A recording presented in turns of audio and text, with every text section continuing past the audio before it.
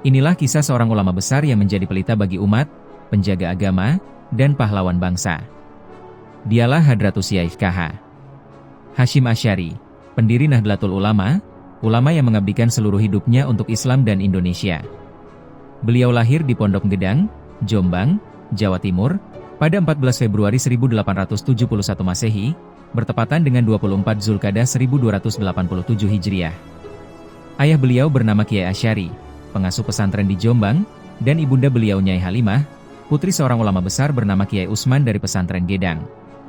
Sejak kecil, Hasyim kecil tumbuh dalam lingkungan pesantren yang syarat dengan nilai-nilai keilmuan, kesederhanaan, dan adab kepada guru.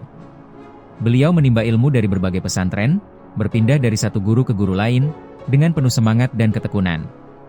Di antara pesantren yang pernah beliau singgahi adalah pesantren Wonokoyo, Langitan, Trenggilis, dan Siwalan Panji Sidoarjo di bawah asuhan Kiai Yakub.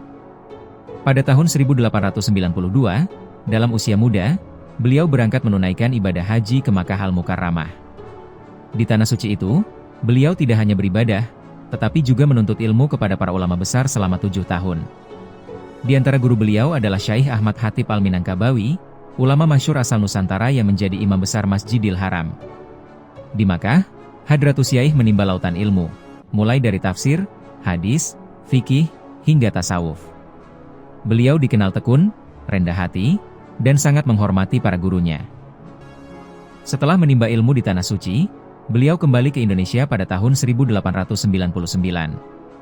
Dengan penuh semangat, beliau mendirikan Pondok Pesantren Tebu Ireng di Jombang. Pesantren Tebu Ireng kemudian tumbuh menjadi pusat keilmuan Islam dan perjuangan umat. Dari pesantren inilah lahir banyak ulama besar dan tokoh bangsa.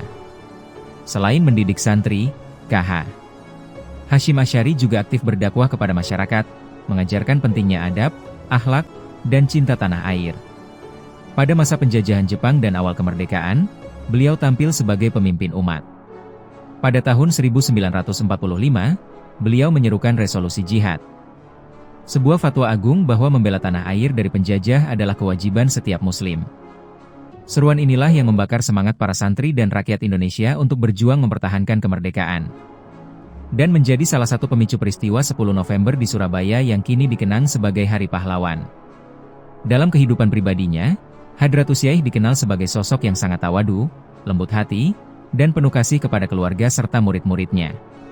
Beliau menikah dengan Nyai Nafikoh, kemudian dengan Nyai Hadijah, dan dikaruniai anak-anak saleh. Di antaranya KH A. Wahid Hasyim, ayah dari Presiden keempat Republik Indonesia, KH Abdurrahman Wahid, Gus Dur. Hadratus Syaikh wafat pada 25 Juli 1947, bertepatan dengan 7 Ramadan 1366 Hijriah. Dan dimakamkan di Kompleks Pondok Pesantren Tebu Ireng, Jombang. Meskipun jasadnya telah tiada, cahaya ilmunya terus menerangi umat hingga hari ini.